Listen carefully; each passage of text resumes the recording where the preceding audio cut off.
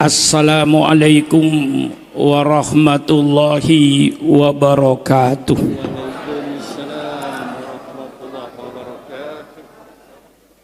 Alhamdulillahi rabbil alamin. Wassalatu wassalamu ala asrafil anbiya'i wal mursalin, sayyidina wa habibina wa syafi'ina wa maulana Muhammad wa ala alihi wa ashabihi ajma'in. Subhanaka la ilma lana illa ma 'allamtana innaka antal alimul hakim. La haula wa la quwwata illa billahil aliyil azim. Amma ba'du. Para alim ulama, para habaib yang saya muliakan, yang tidak saya sebut satu persatu karena begitu banyaknya, tapi insya Allah tidak akan mengurangi takdim saya dan hormat saya kepada beliau-beliau ini. Wabil khusus kepada pimpinan Masjid Husnul Khotimah Al-Mukarram Kyai Haji Oma Irama.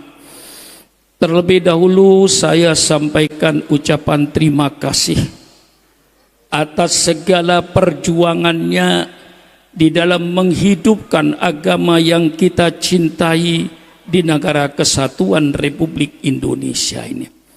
Juga saya tidak lupa pula atas segala pengorbanannya.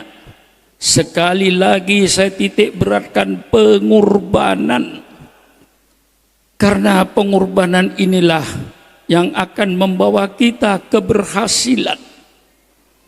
Negara Republik Indonesia ini berdiri bukan hadiah dari Belanda.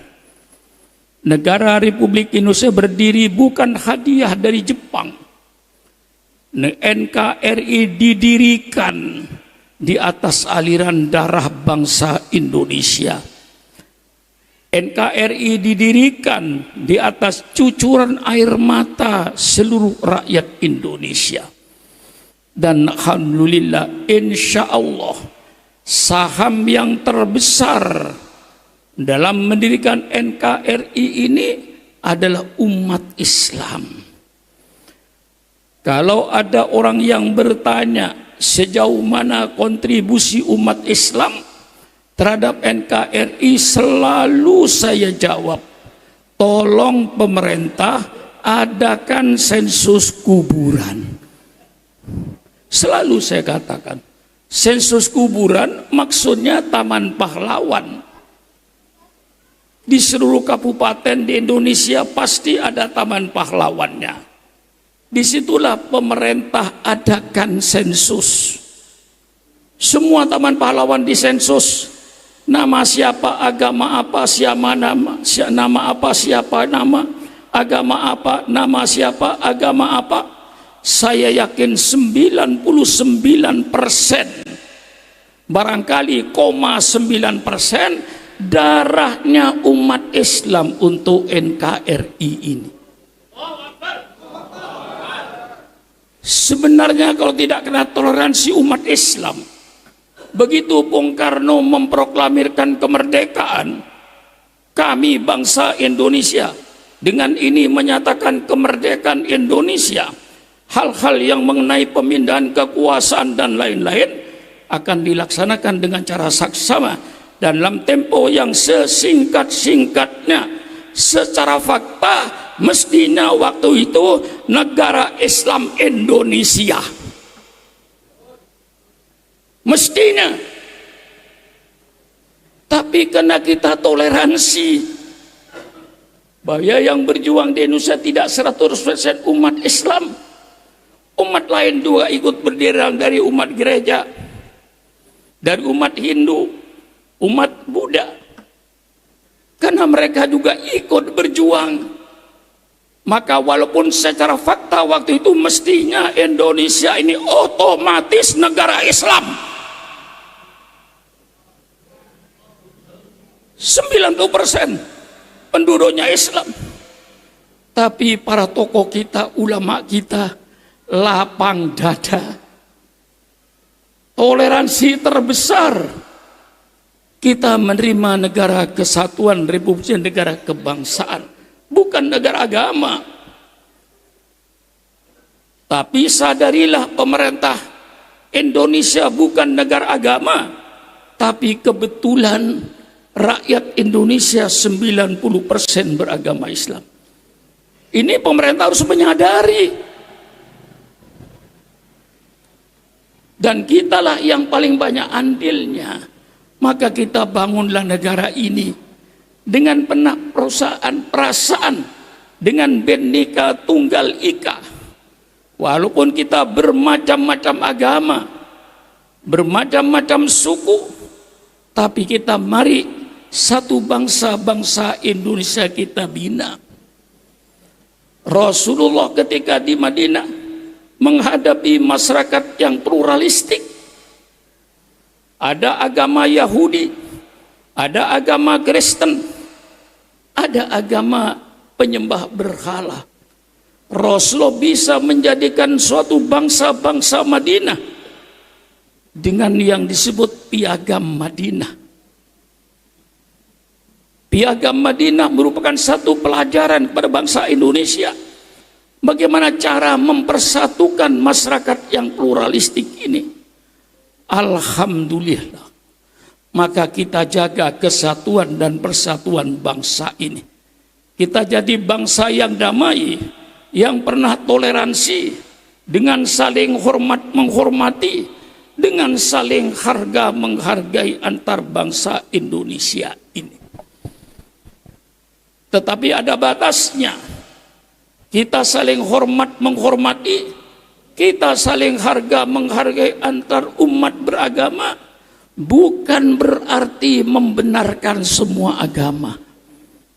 Membenarkan semua agama tentunya murtad. Ini yang harus kita pegang prinsip-prinsipnya itu. Toleransi antar umat agama, saling hormat menghormati, saling harga menghargai antar umat beragama. Lakum dinukum waliyadin. Agamamu agamamu, agamaku agamaku. Ini namanya toleransi. Masih banyak lagi ayat-ayat toleransi. Maka wujudkan Bhinneka Tunggal Ika ini sebagai satu bangsa.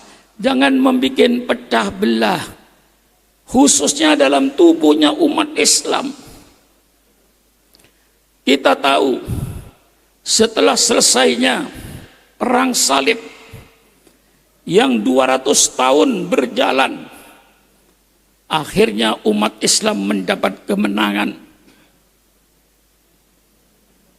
Bangsa Eropa mengumpulkan semua kekuatannya, seluruh Eropa, untuk menghadapi tentara Islam. Akhirnya mereka dipukul mundur, hancur. Sehingga mereka merubah taktik dan politiknya di dalam menghadapi Islam. Islam itu jangan dihadapi semata-mata dengan kekuatan senjata. Karena di dalam Islam itu ada ajaran orang yang mati di medan perang karena membela agama, bukan mati di medan perang membela politik. Mati di medan perang karena bela agama. Itu tempatnya di surga. Itu yang dicari-cari oleh umat Islam. Sehingga para sahabat-sahabat Rasulullah, kalau mati di atas tempat tidur, dia komplain, "Ya Rasulullah, mengapa saya tidak mati di perang Badar? Mengapa saya tidak mati di perang Uhud? Mengapa saya tidak mati di perang Khandaq? Mengapa saya tidak mati di perang Tabuk? Mengapa saya menghembuskan napas dengan cuma-cuma di atas tempat tidur?" Itu mereka komplain. Itu jiwa yang ini orang barat tahu ini. Ketika menghadapi umat Islam dalam perang salib itu, mereka mengetahui. Sehingga mereka merubah taktiknya. Sekarang kita menghadapi umat Islam tidak semata-mata dengan kekuatan senjata. Robah politiknya. Akhirnya mereka berbondong-bondong dari Eropa memasuki Timur Tengah untuk mempelajari Islam. Itulah yang namanya dalam bahasa Arabnya al-mustasyrikun, dalam bahasa Latinnya orang-orang orientalis. Mereka berbondong-bondong ke Timur Tengah mempelajari bahasa Arab, mempelajari Al-Quran, tapi tujuan mereka bukan untuk memperkuat Islam, tapi untuk mencari celah-celah di mana Islam ini bisa dihancurkan dengan ajarannya. Maka program pertama kaum Zionis adalah warsus sukuk fi qulubil mu'minin. Tanamkan kebingungan, tanamkan keraguan-raguan umat Islam terhadap ajaran Islam. Ini konsep pertama kaum Zionis. Tidak hanya semata-mata dengan senjata. Ini kita harus tahu strategi mereka itu apa. Warsus sukuk fi qulubil mu'minin. Tanamkan kekacauan di dalam otaknya umat Islam. Tanamkan kebingungan, tanamkan keraguan-raguan terhadap ajaran Islam. Mereka mempelajari Islam untuk mencari celah-celah menghancurkan Islam. Yang kedua, program mereka itu at-tafriq bainal muslimin. Bikin pecah belah di antara umat Islam ini. Ini program mereka. Kita harus tahu, ulama harus tahu dan harus mengerti supaya kita tidak bikin pecah belah ini. Jadi kalau ada perselisihan di dalam Islam, pasti mereka kaum Zionis itu masuk pada kedua kelompok yang berbeda paham. Masuk ke satunya, dia memanas-manasi lawan itu. Masuk ke kelompok satunya, itu tidak benar, lawan itu. Itulah pekerjaan kaum Zionis yang memecah belah umat Islam ini. Datang ke NU, pura-pura NU 100%, supaya memusuhi Muhammadiyah. Datang ke Muhammadiyah, jadi Muhammadiyah 100%, untuk memusuhi Nahdlatul Ulama. Ini pekerjaan mereka, memecah belah umat Islam ini. Ini kita harus mengetahui taktik dan politik yang sekarang mereka berikan ini. Warsus sukuk, tanamkan kekacauan.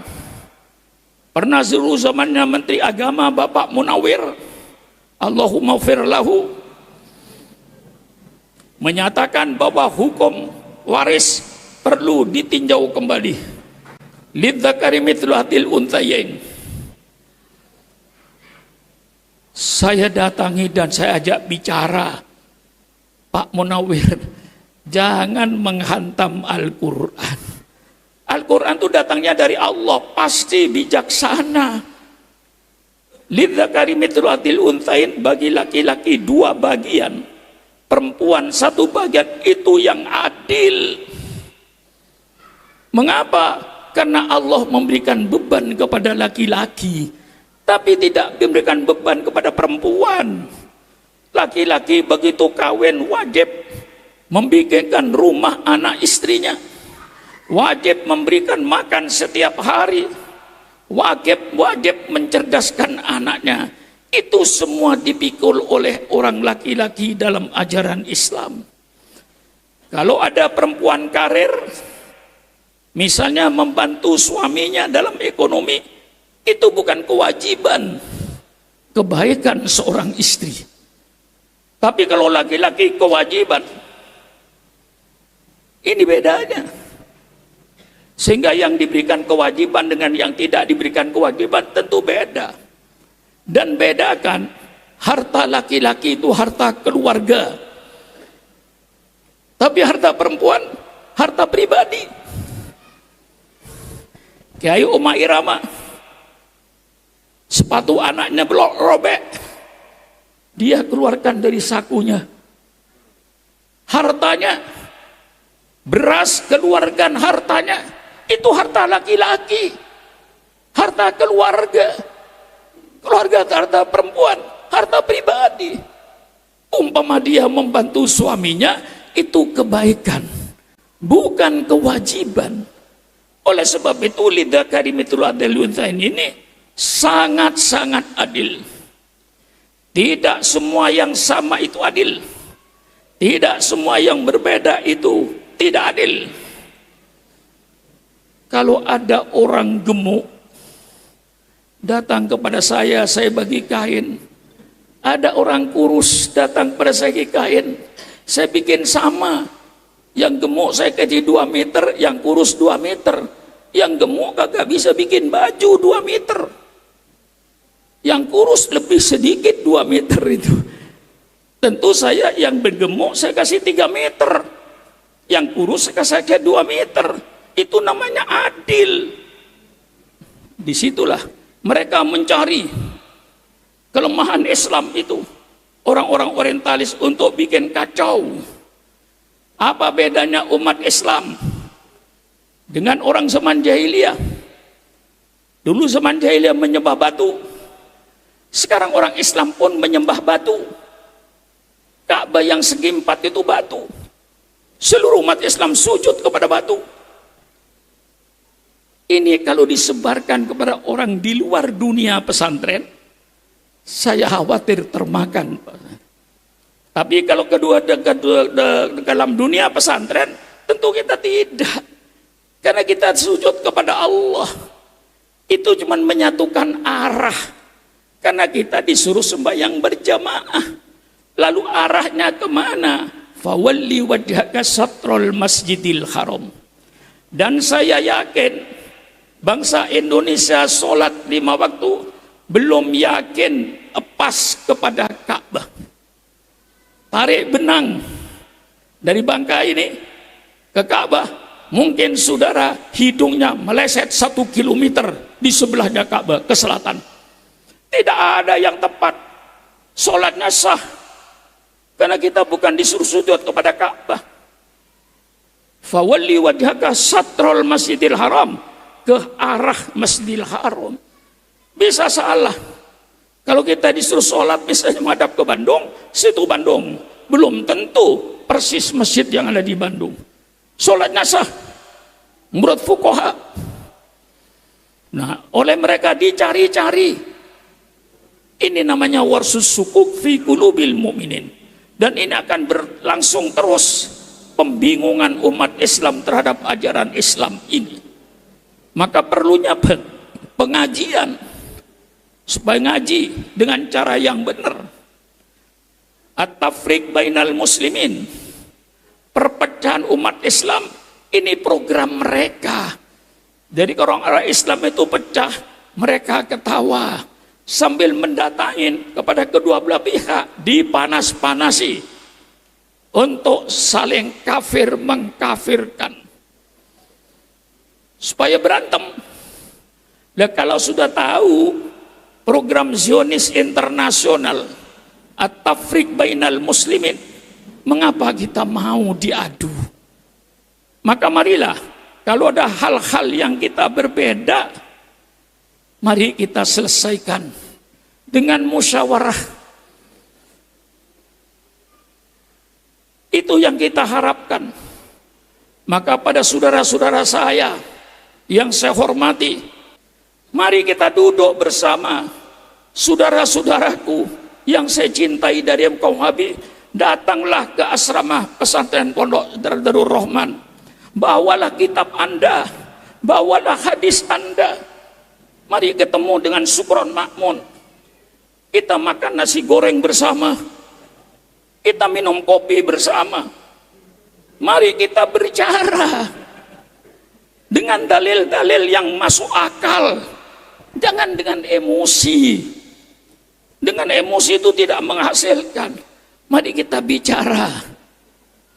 Maka mudah-mudahan saudara saya dari golongan Wahabi malam ini mendengarkan pidato saya.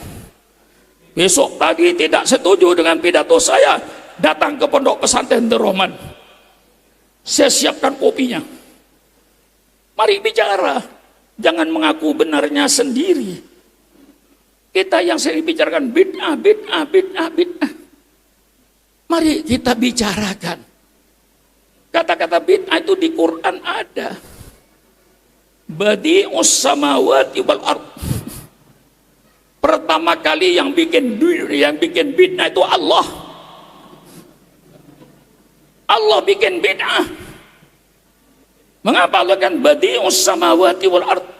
Allah pencipta langit dan bumi. Mengapa? Langit dan bumi bid'ah. Barang baru. Sebelum Allah ciptakan langit dan bumi tidak pernah ada langit dan bumi ini. Allah ciptakan langit dan bumi. Allah yang membuat bid'ah pertama kali. Persilakan kaum Wahabi temui saya. Temui saya. Kalau Allah itu pertama kali buat bid'ah, langit dan bumi ini bid'ah.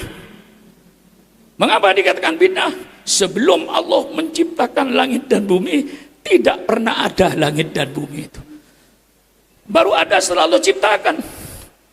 Maka di dalam Al-Quran badi'us ismul fa'il lil mubalawah. Badi'us samawati wal ard. Allah lah satu-satu pencipta langit dan bumi. Sebagai bid'ah, barang baru.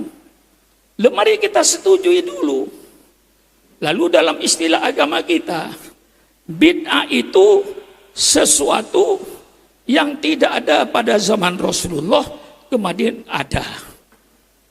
Jadi bid'ah itu sesuatu yang baru, yang tidak ada pada zaman Rasulullah. Itu namanya bid'ah. Kami ahli sunnah wal jamaah setuju. Betul itu kaidah bid'ah. Barang baru yang tidak ada pada zaman Rasulullah kemudian sekarang ada. Pertanyaannya, pakai logika yang sehat, apakah segala barang yang baru pasti jeleknya?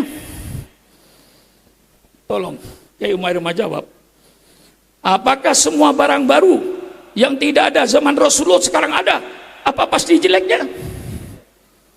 Otak sehat berkata, mungkin bid'ah itu jelek dan mungkin bid'ah itu baik. Tidak terlepas itu. Tidak ada sesuatu di dunia yang tidak ada sifatnya. Kalau dikatakan kayak Umar Irama kurus, mustahil gemuk. Kalau dikatakan ke Umar Irama duduk, mustahil berdiri. Tidak ada satu benda pada waktu yang sama mempunyai dua sifat yang bertentangan. Tidak masuk akal. Mari kita bicara. Mudah-mudahan saudara saya yang saya hormati kaum Wahabi mendengarkan pidato saya ini. Supaya tidak berkuar-kuar bid'ah. Lalu kita kaji hadisnya. Untuk memahami Al-Quran itu saudara, memahami hadis tidak gampang. Bukan hanya karena pandai bahasa Arab, terus memahami Quran dan hadis, konyol. Saya sekali lagi menghimbau dengan silaturahmi halal bihalal pada malam ini. Mari kita eratkan persaudaraan kita, baik yang berbeda paham dengan kita. Mari saling hormat menghormati, saling harga menghargai, jangan saling kafir mengkafirkan. Ini sangat berbahaya untuk persaudaraan kita. Ini saya sampaikan, mudah-mudahan saudara saya dari golongan Wahabi yang terhormat dapat menerima apa yang saya sampaikan, dan kalau tidak, saya buka pintu seluas-luasnya. Persilakan Anda datang ke Pondok Pesantren Darul Rahman. Mari kita bicara yang santai.